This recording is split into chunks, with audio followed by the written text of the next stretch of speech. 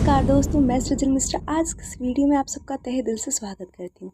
दोस्तों, क्या आपने कभी सोचा है कि वो जगह जहाँ हमें सबसे ज़्यादा प्यार और सुरक्षा मिलनी चाहिए, वही सबसे खतरनाक क्यों बन जाती है?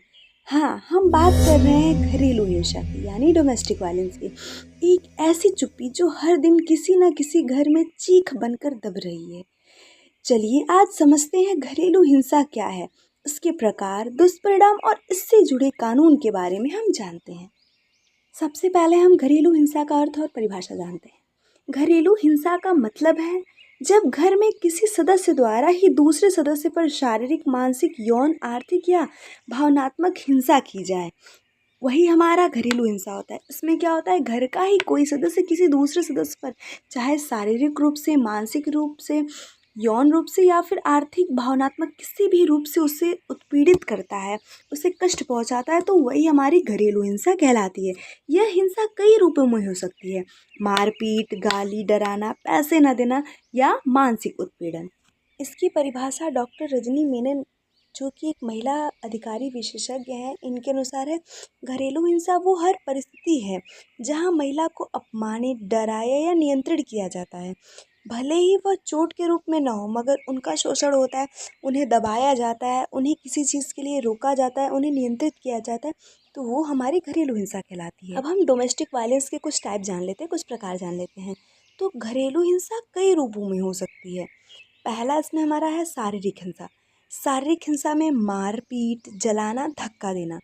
इसमें क्या होता है, कभी कभी दहेज की आग में दहेज के कारण बहुत सारी बहुओं को जलाते हैं, मारते हैं, पीटते हैं और उसके साथ उन्हें धक्का दे देते हैं।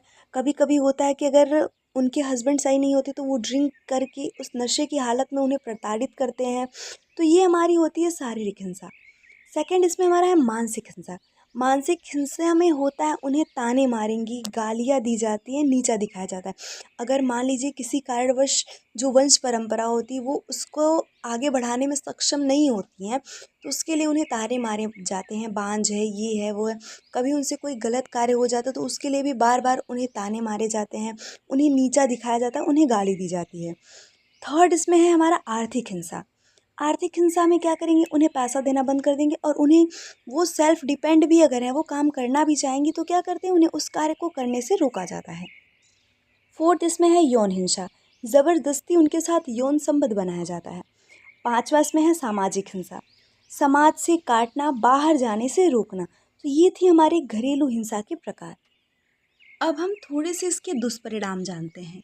घरेलू हिंसा सिर्फ एक व्यक्ति को ही नहीं बल्कि पूरे परिवार और समाज को नुकसान पहुंचाता है। इसमें सबसे पहले आत्मसम्मान की हानि होती है। एक स्त्री का, एक बच्चों का, ये सबसे ज़्यादा स्त्री और बच्चों पर हावी होता है, तो सबसे पहले उनके आत्मसम्मान को ठेस पहुंचती है। धीरे धीरे उनका आत्मसम्मान गिरने लगता है। दूसरा, डिप्रेशन और आत्महत्या का खतरा। कभी कभी ये इतना अधिक बढ़ जाता है कि व्यक्ति इन सब से उब जाता है और वह खुद को ख़त्म कर लेता है। या तो वो डिप्रेशन में चला जाता है या तो वो खुदकुशी कर लेता है। थर्ड इसमें है बच्चों का मानसिक विकास रुक जाना। अगर माता पिता का झगड़ा बच्चे देखते हैं तो उसका सीधा इफेक्ट उनके विकास, मानसिक विकास पे पड़ता है। उसका विकास या तो अवरुद्ध हो जाता है या तो बहुत ही धीमी गति से होने लगता है। फोर्थ है रिश्तों में कड़वाहट। अगर ये चीज़ स्थिति रहती है तो क्या होता है, रिश्ते में कड़वाहट बनी रहती है। और अपराध और नफरत का माहौल। अगर एक स्त्री हो या फिर कोई भी हो, सहते सहते जब थक जाता है तो नफरत की भावना उसके अंदर अपने आप आ जाती है। इसकी रोकथाम में भारत सरकार ने 2005 में घरेलू हिंसा अधिनियम बनाया, protection of women from domestic violence act 2005। इसके तहत पीड़िता को मिलता है, पहला इसमें मिलता है सुरक्षा आदेश यानी प्रोटेक्शन ऑर्डर मिलते हैं। दूसरा इसमें भरण पोषण का अधिकार मिलता है, रहने की जगह का अधिकार मिलता है, उत्पीड़न रोकने का आदेश मिलता है। और इसके अलावा भी आईपीसी की धारा 498A, दहेज निषेध अधिनियम 1961 महिलाओं को कानूनी सुरक्षा प्रदान करते हैं। अब हम इसके समाधान जानते हैं। घरेलू हिंसा को रोकने के लिए हमें क्या करना चाहिए। सबसे पहला इसमें है शिक्षा और जागरूकता, एजुकेशन एंड अवेयरनेस। ये सबसे ज़्यादा ज़रूरी है। महिलाओं को बालिकाओं को अधिक से अधिक शिक्षित बनाइए और अधिक से अधिक उन्हें जागरूक बनाइए ताकि वे अपने हक के लिए लड़ सके। सही और गलत के प्रति वो आवाज़ उठाते। आत्मनिर्भर और सशक्त महिलाएं, उन्हें पढ़ा लिखा कर इस काबिल बने कि वो सेल्फ डिपेंड हो पाए, वो आत्मनिर्भर पाए, वो अपने जीविकोपार्जन के लिए किसी भी दूसरे पुरुष पर निर्भर ना रहें, वो सशक्त रहें।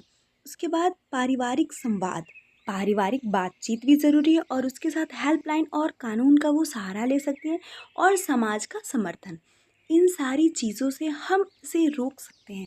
घरेलू हिंसा एक बहुत ही बड़ा अपराध है जिसे रोकना और ख़त्म करना बहुत ही ज़रूरी है।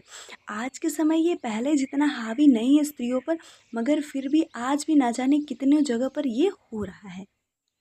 घरेलू हिंसा सिर्फ एक व्यक्ति की कहानी नहीं है, बल्कि एक सिस्टम की खामोशी है। अब समय आ गया है कि इस खामोशी को तोड़ने का।